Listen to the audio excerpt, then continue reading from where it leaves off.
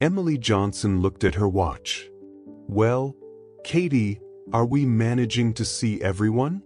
Yes, Emily, there's just one mom with a child left. She seems a bit strange, sitting alone in the corner and dressed poorly. We're not here to judge appearances. We're here to treat children. A woman led a little girl, about 6 years old, by the hand. Hello. She has a bad cough. Emily understood what the nurse meant. The woman looked disheveled, almost like a vagrant. The child had striking blue eyes and looked at the doctor with a mix of curiosity and fear. Emily smiled at her. Can I listen to your lungs? The girl nodded.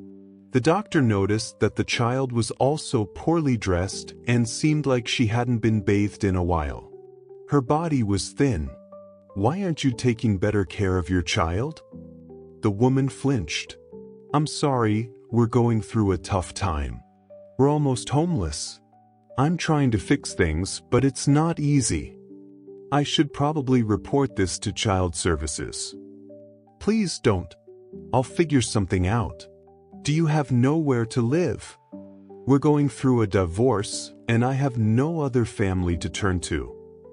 Emily thought for a moment. If you're okay with it, you can stay with me for a while. The young woman looked at her with hope. Really? You're not joking? No, I'm not joking. After the mother and daughter left, Katie looked at Emily with admiration. Emily, you're so kind. I don't think I could do the same. Emily smiled. Maybe I wouldn't have done it before either. But now, she's all alone and needs help. After my son died, my husband and I could have stayed together, but he moved to the other side of the world. John was 19 when he died in a motorcycle accident. His father had bought him the motorcycle, and I blamed my husband for our son's death. It tore our family apart, and no matter how hard I tried to fix things, it never worked. We split up quietly. That evening at home, Emily realized why her heart had skipped a beat when she saw the little girl. She had the same striking blue eyes that her son had when he was little. Later, as she looked through old photo albums, she remembered happier times when they were a family. John had loved her, and she had loved him. They had loved their son, and he had loved them. Everything fell apart in an instant. 7 years had passed since her son's death and 6.5 years since she and her husband split up. For 2 days, Emily couldn't stop thinking about the little girl. She felt like she had missed something, done something wrong. She decided to visit them, bringing some treats for the child. She thought the girl's name was Emily and told the mother she was just checking on the cough. She had 2 days off, so she decided to make the trip. Emily bought some treats for the girl and headed to the address. On the way, she practiced what she would say, trying to sound casual and not like she was checking up on them. After all, it was her cottage, so it made sense for her to visit. Emily approached the house and knocked on the door. "Come in," a voice called from inside. Emily entered and greeted the woman, but she was taken aback by the scene inside. The little girl was sitting on the couch, looking scared. Her mother was at the table, next to a nearly empty bottle of vodka and a photo of John. "Mom, come here. That bastard ruined my life, got me pregnant, and then left. I married quickly, but my husband found out the truth and kicked me out. Now I don't know what to do. He never cared about me, the bastard." Emily felt dizzy and her vision blurred. "Can I get you some water?" the little girl asked, standing nearby. "Yes, please. I don't feel well." Emily drank the water and felt a bit better. She looked at the girl. "Is this woman saying that you're John's daughter? That can't be true. But how does she know my son's name?" Emily hugged the girl. "Are you hungry? Let's go to the gazebo and let your mom sleep." The woman was already asleep, her head resting on her arms. Emily struggled to find the right words to ask the girl. Emily, when you came in, your mom saw the photo and... The girl nodded. Yes, she dropped the bag and started crying. She said she knew him. Emily was shocked. That can't be true.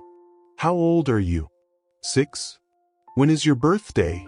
In September? Emily did the math.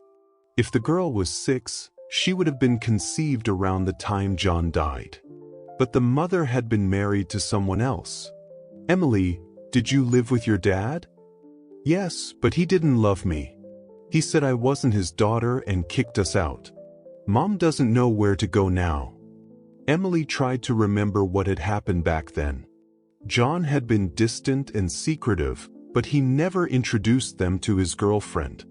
He had said he was just hanging out with friends. But why would he hide his girlfriend? Emily quickly grabbed her phone. I need to call John's friend Alex. They were close and he might know something. Hi, Alex. Hi, Emily. Is everything okay? You never call. I need your help with something. Do you remember if John was dating a girl named Lisa before he died? There was a pause on the other end of the line. Emily, why are you asking? I think she might be the mother of John's child. They had a fight and broke up before he died, but I think she was pregnant. Emily, are you sure about this? Lisa was trouble. She was clingy and always asking for money. John broke up with her because she was too much to handle. Thank you, Alex. I think I need to talk to John's father about this. Are you sure? He might not want to hear it. He has a right to know. I'll call him tonight. Emily hung up the phone and looked at the girl, who was watching her with wide eyes. Your mom had to leave suddenly. Do you want to come with me to the city? We can go to the movies and have some fun. The girl looked at her with hope. Will you bring me back to my mom? Of course. Let's go. As they drove to the city, Alex looked at Emily with concern. Are you sure about this, Emily? You don't owe this girl anything. I know, but I can't just leave her. She's John's daughter, and I want to help her. They spent the week going to the movies, the park, and shopping. Emily enjoyed spending time with the girl and forgot about her initial doubts. She even started to think of her as a granddaughter. One day, as they were sitting on a bench watching the girl play, Emily's phone rang. It was Alex. Emily, the DNA test results are in. She's John's daughter. Emily felt tears streaming down her face. Thank you, Alex. Thank you so much. She hugged the girl tightly. Emily, my dear girl, I can finally say it, you're my granddaughter, and I'm your real grandmother. We'll live together and take care of each other. Suddenly, she heard a noise behind her.